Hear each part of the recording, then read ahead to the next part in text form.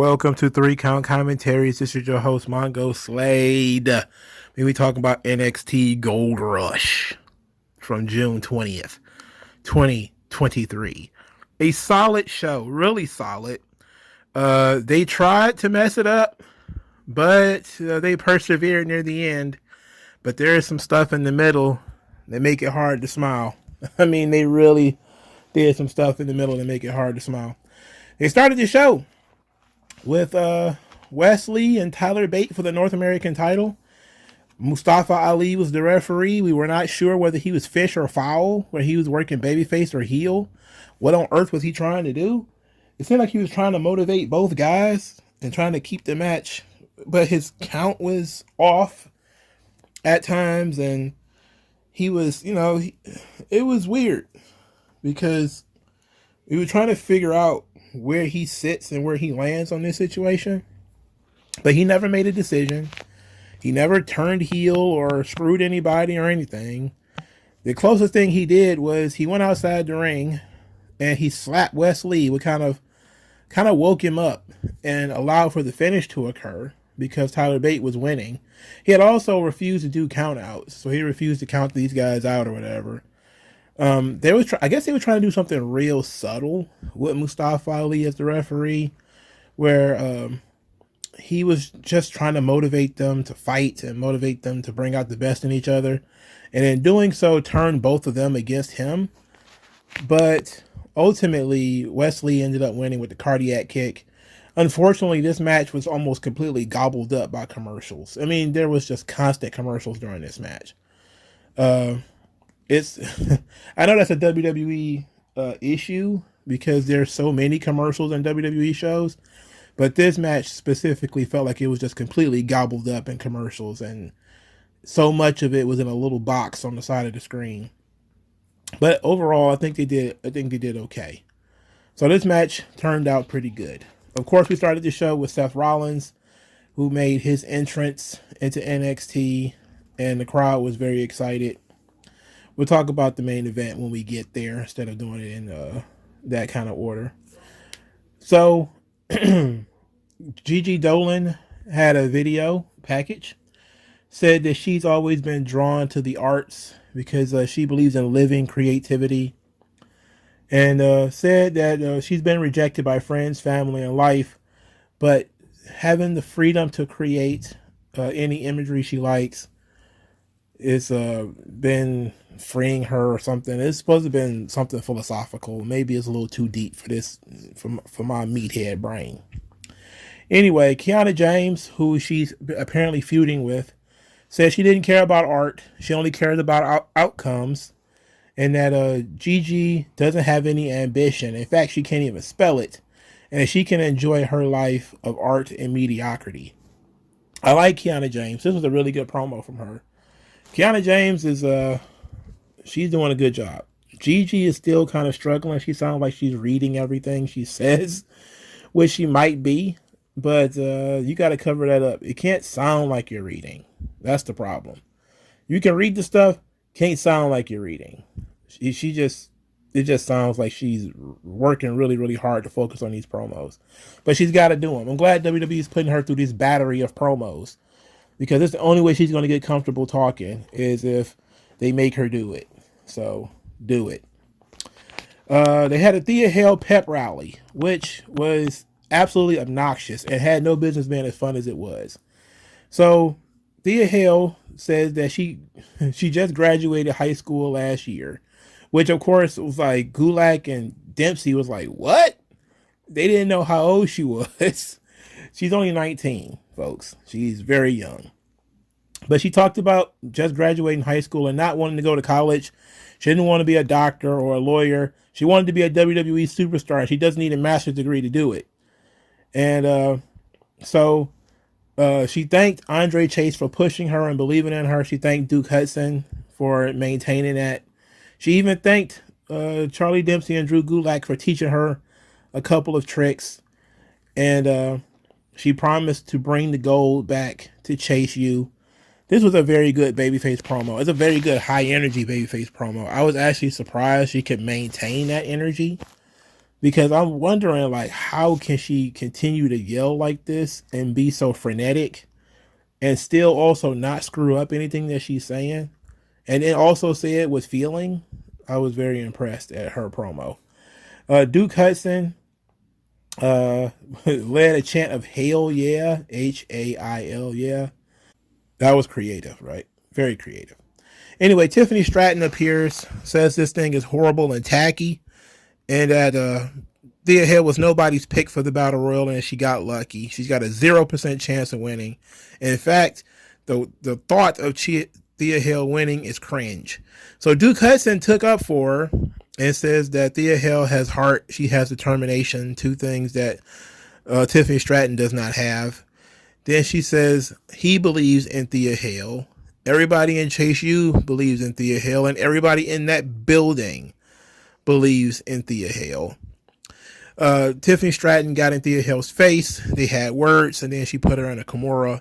Therefore, a visual submission, so that to show that this Kimura lock that Thea Hill can do is dangerous. We saw Tiffany Stratton submit, tap out. It was just a visual submission. Of course, Thea Hill has 0 chance of winning, but they did a good job here of really showing that just a little bit of hope exists for Thea Hill. Just a little bit of hope, just a shred, which is fine. I'm okay with this.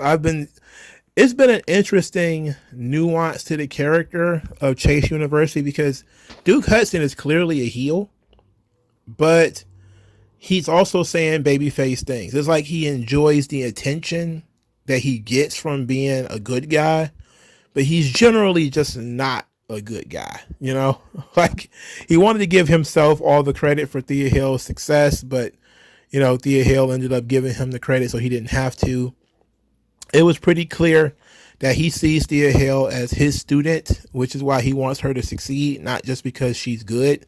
As we've seen before, he doesn't take that much interest in what's going on with Thea Hill or with any of the other students. He only just kind of latches on a little bit later when it's getting on his nerves. Like, they're doing something that's really, really nuanced with this character. And I'm very impressed that they haven't, even though they kind of made the decision that he was a heel weeks ago when he watched, I think it was Andre Chase get jumped, and he instead grabbed his trophy and ran instead of staying and fighting.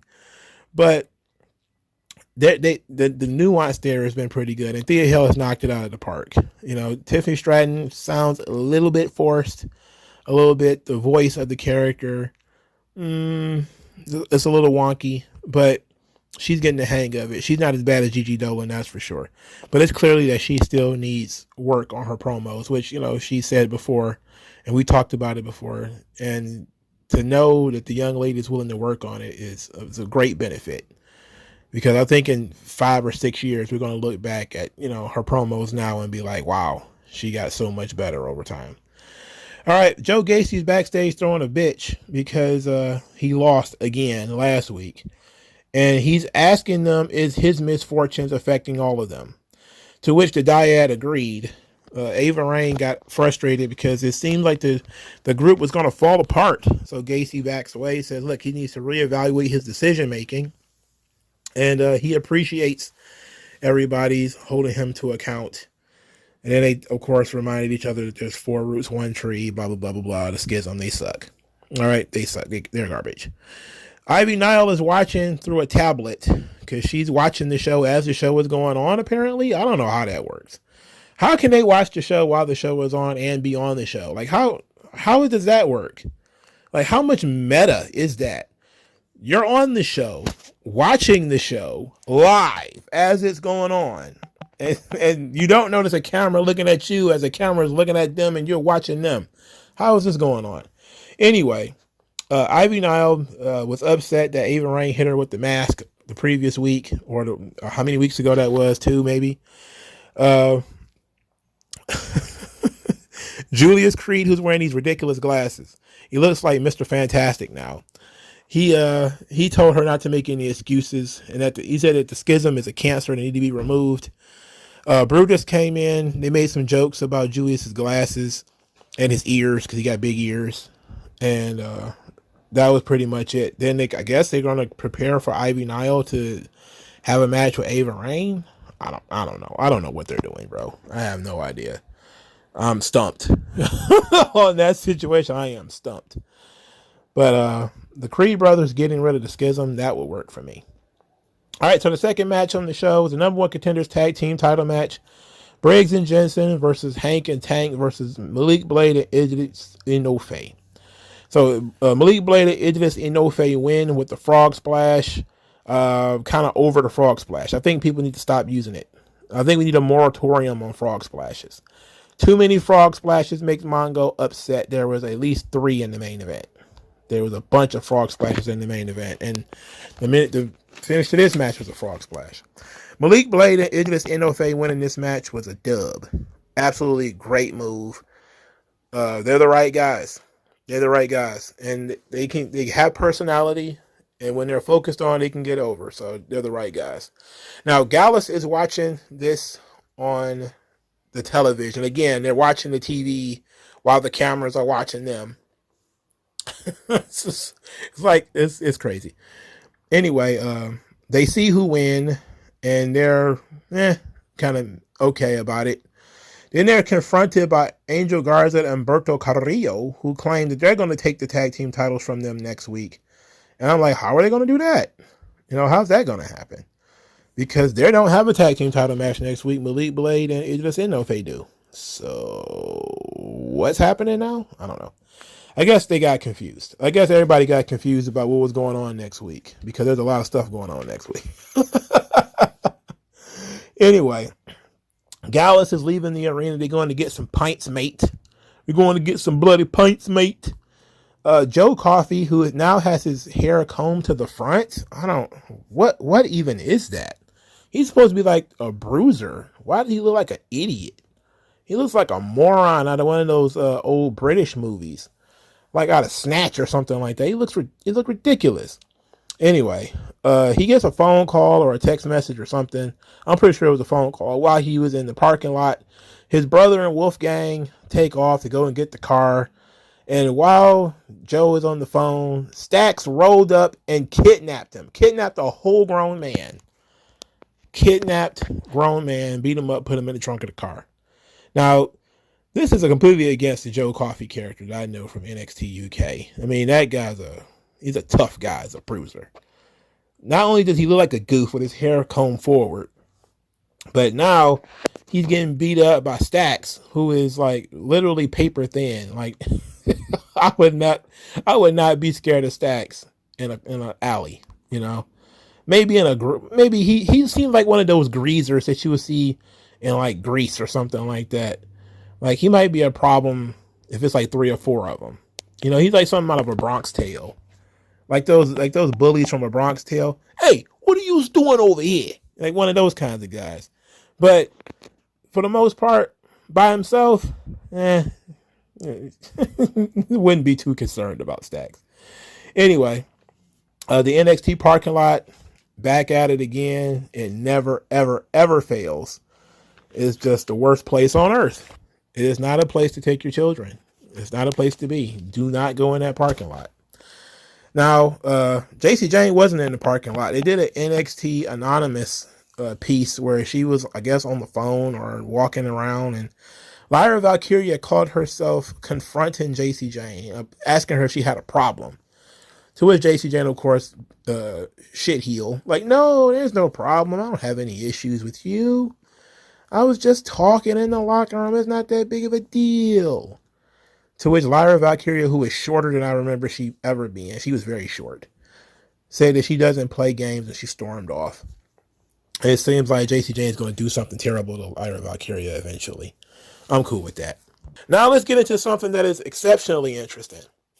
So Eddie Thorpe is minding his own business. I don't know if he's sun dancing or DJing. What the hell is he doing? He should be in the ring practicing personality or something. Anyway, Damon Kemp strolled up next to him. He finally had an idea of the kind of match that he wants to have. And he said he wants to resurrect Raw Underground. So it's knockouts and submission only. No referees for Eddie Thorpe to buy off and no referees to miss feet under the ropes. The only way you can win is by submission or knockout. So Eddie Thorpe is looking kind of concerned. I was like, oh, that's interesting. He's showing some type of emotion. So Damon Kemp starts talking about his background and how he grew up in the trenches and he grew up with a bunch of tough guys and stuff like this. So this is right up his alley. So they continued the story a little bit later with Eddie Thorpe being backstage. He's watching clips of Raw Underground, and Scripps is there and Axiom is there. And they're all talking about what is necessary to win a Raw Underground. And Scripps is talking about how dangerous it was and how raw it was before and all this kind of stuff. And Axiom is like, hey, you're going to need some help. You're going to be in over your head on this one. So Thorpe said, look, I got 2 weeks to come up with a plan and to, fight Kemp and everything. I should be okay.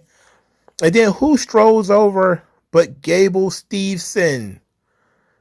Gable Steveson, Olympic gold medalist, comes, just randomly steps from the ether and is like, hey, Eddie Thorpe, guy I've never spoken to before ever in the world. I'll train you for this Raw Underground match. And he's like, sure, absolutely, why not? And I'm sitting here like, huh? What? Huh? All right, so a little non-kayfabe. Gable Steveson is the brother of Damon Kemp. That's his real brother. So him being a part of this story is actually kind of like a favor to Damon Kemp, I'm guessing. Because, of course, they drafted Gable Steveson like a year or two ago to Raw. He never made a single appearance. Here he is on NXT. Steveson is apparently going to finish up his collegiate career. He got 1 more year of NCAA availability left. So apparently he's going to knock that off, and then he's going to go back to pro wrestling. I think that whole back and forth thing that he's been doing is what's been slowing up his process, is that he's not sure whether he's done with amateur wrestling or not. And that's not doing him any favors, because you got a lot of people want him to fail because he was accused of rape. Then there's a lot of people who want him to fail because he's an amateur wrestler who's getting like a huge WWE contract and he doesn't deserve it. And then there's people who are just kind of like, I don't know why this guy exists. I don't know why anybody cares about him. And they just kind of like, they keep mentioning him on TV. He never does anything. And this guy better become something. And I'm thinking that Steveson might end up being like a Mark Henry. It might take a decade to get something out of this guy. His brother is okay, though. Like the whole, banana, Donkey Kong name, I don't like it. I don't like the DK stuff. But, hey, Damon Kemp is, I think with the right program, if you get like a coach with him or something like that, he might actually be okay. Steveson, hopefully is going to do like vignettes. And, we see him and Thorpe working together. That would be fine. Eddie Thorpe, of course, just sans personality. Just none whatsoever. He's like a Goomba from the Mario Brothers. It's just awful. It's truly awful. No doubt a student of the New Japan Dojo. He just lacks all personality whatsoever. Scripps being there like, hey, brother, this is going to be a very dangerous thing, this Raw Underground. You don't know what you're getting yourself into. I'm like, wait a minute. Did you ever participate in that situation? I know a kid didn't. His ass was over in Europe when this was going on. Why couldn't they get somebody who was actually on Raw Underground to talk about it? But in terms of the Raw Underground being used, I love it. I love that NXT is not afraid to take chances, to do different things. Like to say we're going to do a Raw Underground style match with no ropes and no ref and all that kind of stuff. And we're just going to do it between 2 low card guys, not even mid carders. These guys don't even qualify as mid carders. All right. And we're just going to do it because why not? What's the worst that could happen? They have a bad match. There's tons of fucking bad matches on NXT all the time. There's bad promos. There's bad shit on NXT all the time. But there's a lot of awesome shit on there too. And this it has the opportunity to be some awesome shit. Damon Kemp is an amateur wrestler. Eddie Thorpe was trained in the New Japan Dojo, so he means he knows how to strike. He knows how to grapple. So it ought to be fun exchange. It ought to be fun to watch. And it won't be long. It won't be 30 minutes. It'll probably be 10 at the most. And it'll be different from anything else that they're doing in NXT. And it's the next thing that they're going to do after the Gold Rush. So they're going to have Seth Rollins on this week. They got the Women's Championship next week. And then the week after that, they're going to have this match, which is the Raw Underground fight. And that ought to be a very interesting set of shows for NXT. And I'm very impressed at Sean's ability to make all of this make sense. And I forgot Carmelo Hayes and Baron Corbin, which they had a good segment tonight, but we'll talk about that in a minute. So Roxanne Perez attacked Blair Davenport, just kind of sucker punched her before she got pulled away by officials. Davenport, who barely sold it, was like, okay then, game on, Roxanne. You see, we got a lot of spunk there. She needed that. Roxanne has to stop looking like a little girl. She has to look adult, more mature. I don't know how you do it, but she just comes across like she's 14. It's not good for the product. She's too young. She needs to get some dirt behind her ears or something. Next, speaking of not having dirt behind your ears, Cora Jade, who also looks very young. She's like a fast girl. Like your mama called a little girl fast because she's wearing makeup and she's like 15. That's Cora Jade. She's wrestling Dana Brooke. And I was very interested in this because I'm like, NXT is not going to book this match to be 6 minutes. So that means Dana Brooke is going to have to do something. So I was very intrigued in how this was going to turn out. And what it turned into is about 5 or 6 minutes of Dana Brooke pretending to sell her knee and doing so very awkwardly and not in a way that a veteran would do. I'm sorry, Shawn Michaels. I know you probably tried to make this thing happen again like we did this magic with Mandy Rose. I'm looking at Dana Brooke, not seeing it. Now, it's not just because Dana Brooke sucks or anything like that. It's just I simply don't think she was good enough for the assignment she was given. You know, like Dana Brooke was booked in this match to be strong and also for her to sell a lot. But this is more than she's ever done. This is more than she's done in years. All right. She doesn't have a history of doing this. Now, granted, you might have stumbled across some kind of untapped potential in Dana Brooke, but I don't think so. As she was, you know, she did the knee buckling thing and she was holding her knee and all that kind of stuff. That was fine. But then she put herself on the gurney, which is not exactly how, you know, medical professionals would prefer it. They don't really prefer that you put yourself on the gurney. You know, like this is all weird. For starters, there's a gurney out there and the ref ain't stopped the match yet. So that's already wonky. Like once the refs call for the gurneys, the match should definitely be over, right? Like it should definitely have been, we're waving this one off. This person cannot continue. So now this match is getting eaten by the little box. It's tons of commercials. And during the entire commercial break, Cora Jade is just wandering around, jawing at Dana Brooke as Dana Brooke sells the leg and she gets on the gurney and they're being very genteel with her leg. And then you see, I'm thinking, okay, Cora Jade gonna jump off the top rope on it or something. Just something great when we get back from commercial. Even though I feel bad for the people in the arena because you're just watching Cora Jade walk around and you know, Dana Brooke not doing a great job selling. So they come back from commercial and Cora Jade gets into Dana Brooke's face. Like she's grabbing her by the hair and she's yelling at her.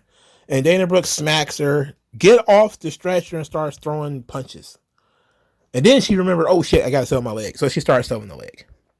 And the only real attacks that Cora Jade did to the leg was she grabbed her leg and threw it to the ground. Like she could have pulled, like literally Gunther last night did the whole, you know, you put that person's leg between your leg and jump up and down on it. Like that's an old school. You will watch that if you watch enough 80s and 90s wrestling. You'll see that. The old elbow drop into the leg. That would have been so nice if she'd have done something like that. If she'd have just did like the old elbow drop into the leg, you know, put the leg down and stomped on it. You know, like she's got low body weight. So you could have did like little things like splash the leg or something. You know, like just yanking the leg and throwing it to the ground. It looks violent. But you think about it, it's like, it's probably not too bad. It's not the worst thing you could possibly do to somebody's leg. Now, after the commercial break, I was thinking to myself, okay, how are we going to get Cora Jade, who clearly is going to win this match? At this point, I figured she was going to win. And I said to myself, okay, so they're probably going to have, Dana Brooke's going to have a comeback, and then Cora Jade is going to somehow hit her in the knee with that stick she carries around, which would have been a perfect finish. And it's within the Cora Jade character because she literally hits people with that stick all the time. And so they begin to come back. I'm like, all right. Dana Brooke goes for the Vader bomb, misses it, sells the knee. Okay. Cora Jade goes for a one-leg Boston Crab. Okay. That works. Dana Brooke is in the submission hold. She's selling. She's doing a good job. You know, facially, she's selling. She's digging her nails into the ring. She's doing everything she saw. The crowd is virulently anti Dana Brooke, so they're chanting for her to tap out. They want Dana Brooke to quit. But then the referee just stops the match. He just calls the match off. That's enough. I'm like, excuse me, she didn't pass out. She didn't tap out. The referee just stopped it. I'm like, bro, you could have stopped it 8 minutes ago, 6 minutes ago, 4 minutes ago, whatever it was. When she got on the gurney, you could have stopped it then. It's the same outcome. What is going on here? It's like she's still conscious. She's still trying to get to the ropes. Look, I'm perfectly fine if the wrestler is stuck and they can't move or they do the whole fainting spot or whatever. I'm fine with that. But if she's still conscious and she's still attempting to get to the ropes, that's, I guess, the equivalent of you still defending yourself. Like, yes, there's pain there, but, you know, I guess it's a judgment call on the ref. I just didn't like the finish. I'm sorry. I didn't like it. I thought it was dumb. It was a dumb finish. They protecting Dana Brooke like she's some kind of huge star.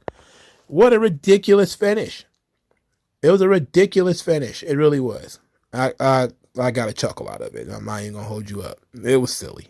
Von Wagner talks to Robert Stone, and they had a heart-to-heart about this picture. They've been talking about this picture for 2 damn months. And so they finally get into the picture. So Von Wagner was born with some kind of rare condition that caused his brain to fuse closed while he was very young.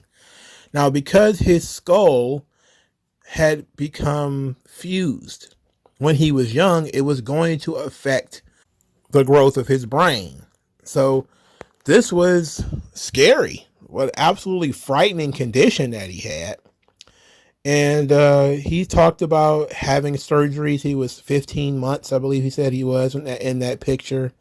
The doctors didn't know if he was going to live, but once his skull was fixed, it gave him a new life. It gave him a chance at life. But it said the scars that were left behind, they caused him to be bullied. And they say he looked like a monster. And kids didn't want to be friends with him. And Robert Stone said he's a father. He has children. He understands how that would feel. And that would make him angry too.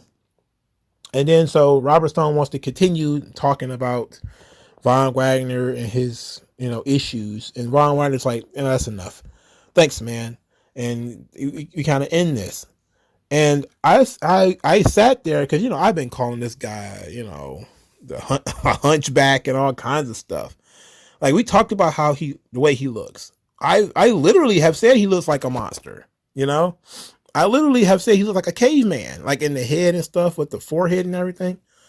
And now I feel bad having said all that stuff because I'm like, this guy literally had like a birth defect that caused his brain or his head to be deformed. And they had to basically take his brain, his skull apart and fix it. I'm like, oh my God, what was that just mean? Am I an asshole? Like, am I a bad person because I didn't know about this guy's condition and I made fun of his head? No, I'm not. I don't think so. I don't think so. We still talk about Kofi Kingston's chest. It was a good story though. Like, this was legit. If you don't care about Von Wagner after this, I think that you must just pull the plug on him. If he can't get the crowd to care about him now, after hearing that, he nearly died as a baby, due a condition that had nothing to do with him, then, I think that if that doesn't work, nothing will. If that story doesn't work to get him over, nothing will. That's a hell of a story. And it's legit, because the guy is bigger than other people. And I thought he had acromegaly. That's what I thought he had, which is the same thing Big Show had and Andre the Giant and Lars Sullivan, where they have like these big unnatural heads and these big unnatural hands. But apparently, it wasn't the case with him, So that's crazy. But you can clearly look at him and tell he was deformed in some way. It still didn't need to put a mask on and he needed a personality. But for Christ's sake, what a great story.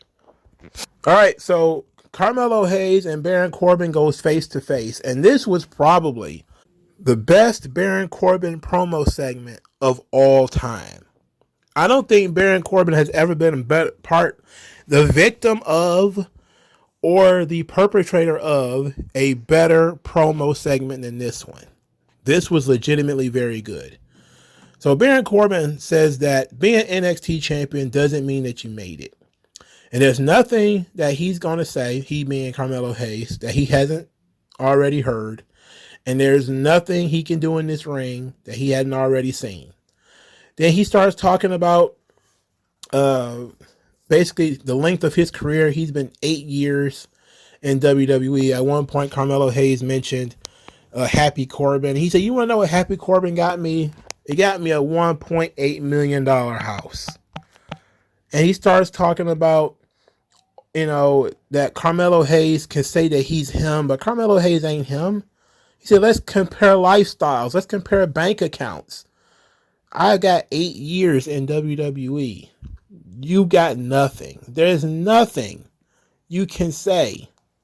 There's nothing you can do. And then he starts talking about winning the NXT title. He said he's going to go home, put the belt on his mantle. His beautiful wife is going to pour him a bottle of champagne that Carmelo Hayes can never be able to afford. And he says it's going to be a good day. And I was like, holy shit. Where did this come from? This Corbin schooling this kid. Where did this come from? Now look, don't get me wrong. Carmelo Hayes came back hard. Yeah, he swung back hard. But Jesus, Corbin basically like, look, I'm rich. That's what this business is about. I don't care about these people. There's nothing you can say. Ain't nothing you could do that's going to invalidate everything I've already done. Now, I would have liked for him to put over Carmelo a little bit, but that's not really the Baron Corbin character. His Baron Corbin character is like, you suck. You're insignificant. You're nothing. And I'm like, well, he's going to win this match. So what does it say when he beats you? But I specifically like how calm Baron Corbin was in saying this stuff because he's just spitting straight facts. So he doesn't have to be animated about it. He can just talk about things that he actually has and things he's actually done. 8 years as a main event wrestler, maybe that's capped. I think he probably had, a good 3 as a main event wrestler. And he was in the main event for a while. In top level feuds with guys like Roman and Seth and stuff. That would be during the Authority days, I think it was, when he was basically a Applebee's waiter. But the guy made a ton of money. And that goes to show how, the WWE life can really help you out, despite people with you're independent contractors and they don't make a lot of money. This guy's pretty happy cutting up huge steaks every goddamn day. Anyway, Carmelo Hayes says, look, what you mean I can't do anything that you haven't seen, like have an NXT title reign, which was great. That was a nice burn. He said, like having respect to these people, which is also a nice burn. He says that it's not the first time some main roster guy came to NXT and tried to pull his card. And the difference is absolutely nothing. And he says that in terms of Happy Corbin, main events, all that kind of stuff, he said, you used to be that, but what happened? Which I think was even better burn, that he's talking about all this stuff that he's did. And he's like, okay, but you're not doing none of that stuff now. Like none of that means anything. And then he said, you want to talk numbers? Let's talk numbers. He said, at 26, I won the NXT breakout tournament and was challenging for the NXT title. At 26, you were getting cut by the Arizona Cardinals. I was like, ooh, that was good. Oh, that was good. And he's like, I didn't want to go there, but we speaking facts. Then he said that he don't want to tear down or denigrate what the black and gold NXT has done, and it's corny to go back and forth off that because it gets old. But he says that he's not trying to meet the black and gold NXT expectations. He's trying to set his own. And that Baron Corbin came into the house that he built, and he put new windows on that joint. He put a new floor in that joint. He got a new window. He got a new roof, he said, because he tore that bitch off so many times. And I was like, this nigga is cooking. All right? This guy's cooking. This is good shit right here. All right? This is great.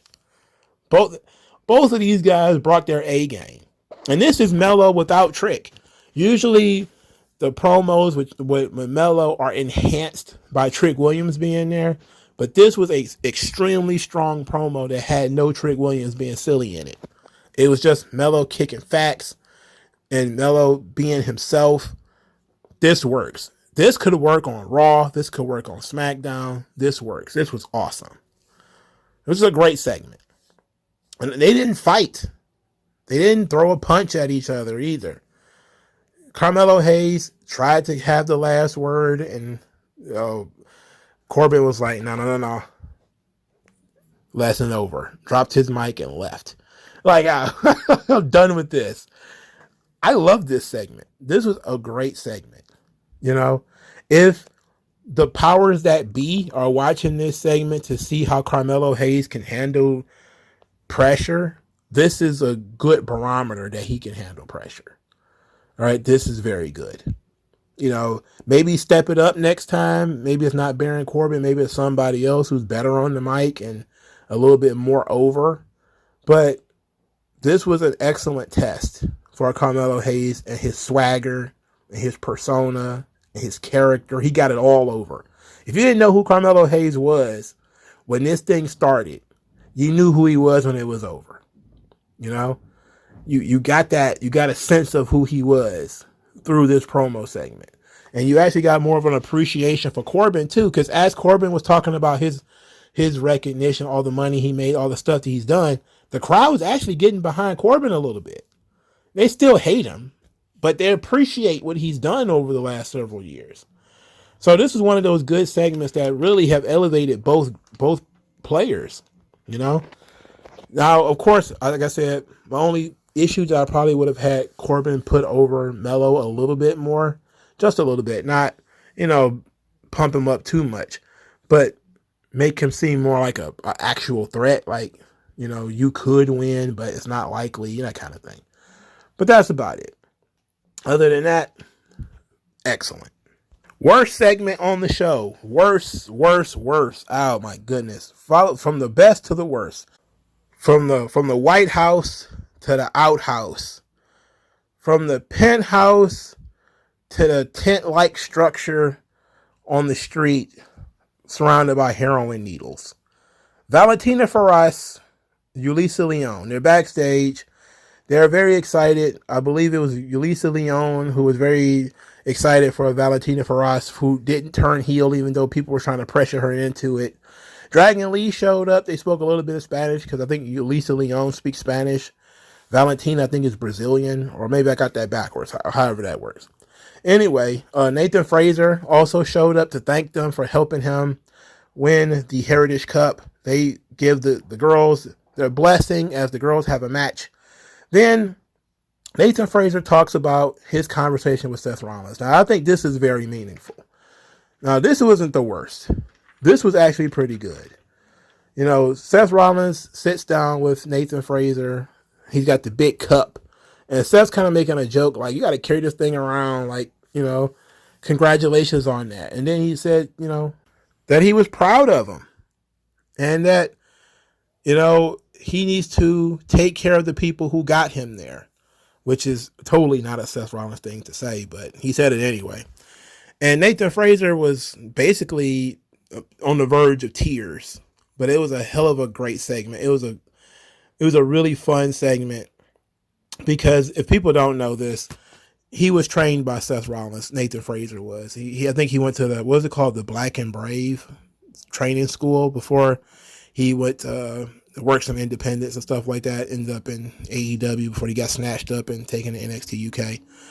So they talk about him being trained by Seth Rollins almost endlessly when it comes to his matches, because that's pretty much the only thing interesting about him is that he was trained by the current world champion. So this was an awesome segment and something that you could really only get from NXT. So that was great. Afterwards, Nathan Fraser, because he was told by Seth Rollins to take care of the people who helped him get where he was, he offered Dragon Lee a chance for the Heritage Cup next week. And I was thinking to myself, okie dokie, I don't know why Dragon Lee is still wrestling for this goddamn cup, but okay.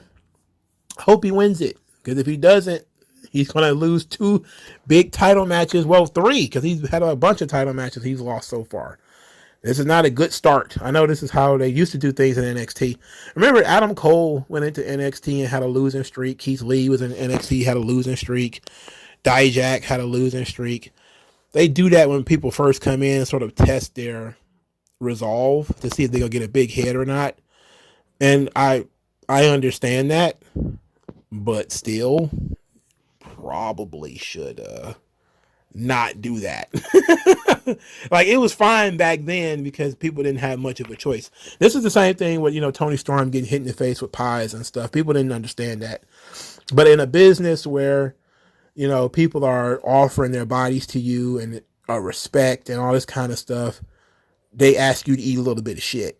And this is one of those things probably with Dragon Lee where he's getting tested, where they're going to make him put over all the low mid card guys, even though he's supposed to be like this huge international superstar. And it sucks to watch it because you're like, man, this is dumb. They treat him like Laredo Kid in Impact.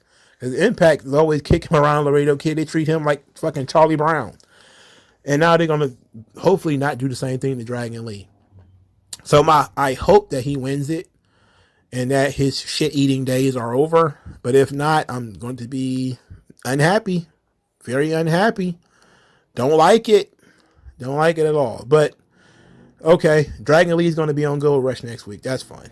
Now, here's the worst segment. Valentina Feroz and Yulisa Leone versus Jakara Jackson and Lash Legend. You talk about not being ready for television. Nobody in this match looked TV ready. Nobody. Yulisa Leone and Valentina Feroz, they've been in NXT for a while. They've had decent showings as a sort of lucha libre-based tag team. But I think both of them have been down at one point in time with knee injuries. At one point, Yulisa Leone went down with a knee injury in this match. And I'm not sure if that was legit or if that was a work. But it stopped them from wrestling for like 90 seconds. And I was kind of like, oh my goodness, this is falling apart. Jakara Jackson, because I'd never seen her before in my life when it comes to wrestling. I was paying close attention to her. She needs work. She's not awful, but she works very light. She works like somebody told her, we don't hit each other for real here. And you got to go for it. Like, this is the kind of business where, yes, you're not trying to throw a full bare knuckle punch to the face, but people should not be able to see through it either. And I see through a lot of her work. A lot of the stuff she did was like obvious, obvious. I can see this. And sometimes it wasn't even her fault. Like, sometimes it was the other girl. She might've sold too early. Like, there was one point where I think they did like a bicycle kick or something like that. It might have been Lash Legend kicked somebody in the back, and the girl went down before the kick even made contact. And I was just looking like, oh my God. Oh, this is a disaster. This is an absolute unmitigated mess. Whew. It sucks. This sucks. But this is the part where I say it's NXT. You got to give them a break. But yeah, this was no good. Lola Vice and Elektra Lopez came out to watch, and I was like, humana. Love me some Lola Vice, man. That girl is shaped like a Coke bottle from like the 1950s. With all that. Oh, big fella.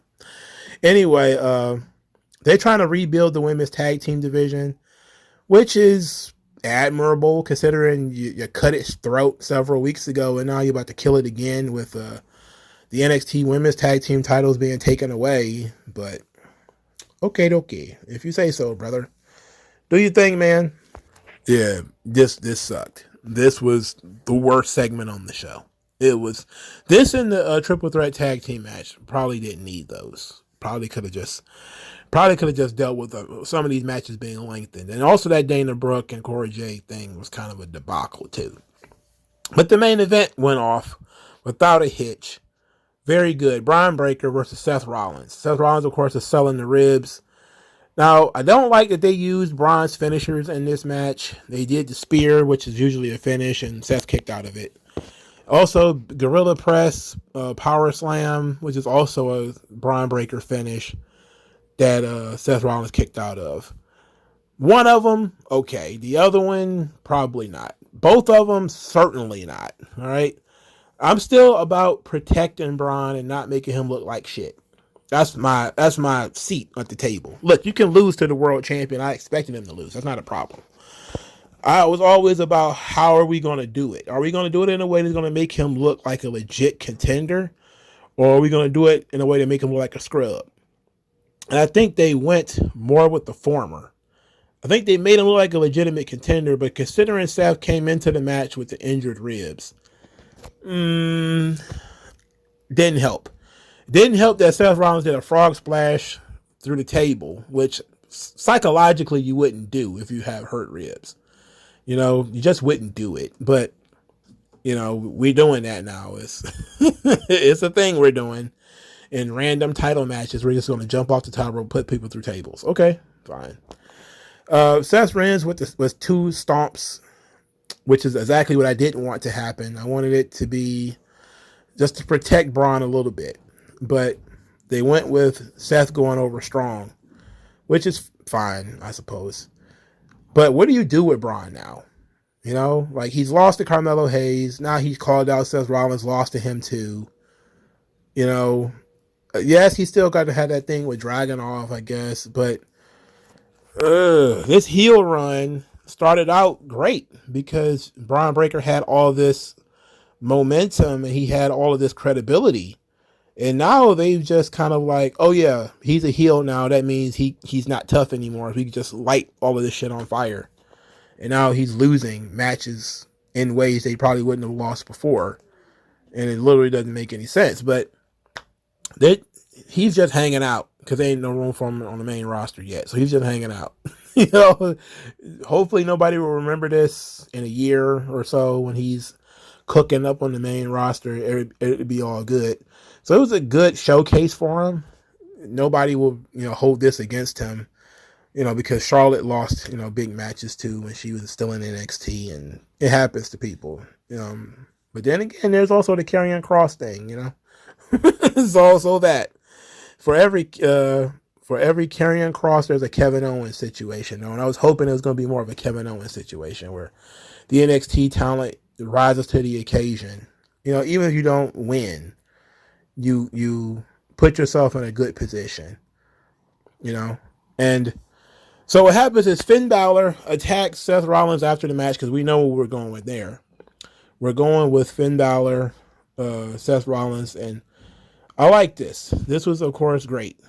Finn Balor beat up Seth, and then Melo and Trick ran Finn Balor off, which, of course, leads to, hey, maybe after Money in the Bank, Finn Balor comes back to NXT to challenge Carmelo Hayes.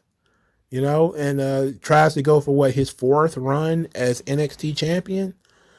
That would be nice to have Carmelo Hayes fight the quote unquote greatest NXT champion of all time. That would be great for his resume. That would be excellent.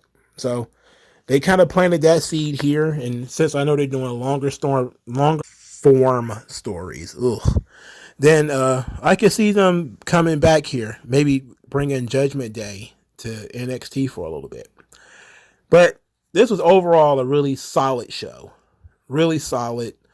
Some bad stuff. Some stuff I probably would have not featured on a show of this magnitude. Like it's like you having a wedding at your house or something like that, and you didn't make sure all the dishes were washed. Like you decided to put Yulisa Leone and Valentina Feroz and Jakara Jackson, I think, is making her NXT debut in ring. It probably wasn't the night for that. You're trying to make the most of this, so you probably should have featured other talent. That's all I can say. But most of all, it was solid, really good show. The main event delivered. Opening match was fine. A really strong promo segments for Thea Hale and for Baron Corbin and for Carmelo Hayes. Tiffany Stratton is going to have to tighten up a little bit. But most everybody did good. So it was mostly a very enjoyable show. What say you guys? Like, share, subscribe. I'll talk to you guys later. Peace out.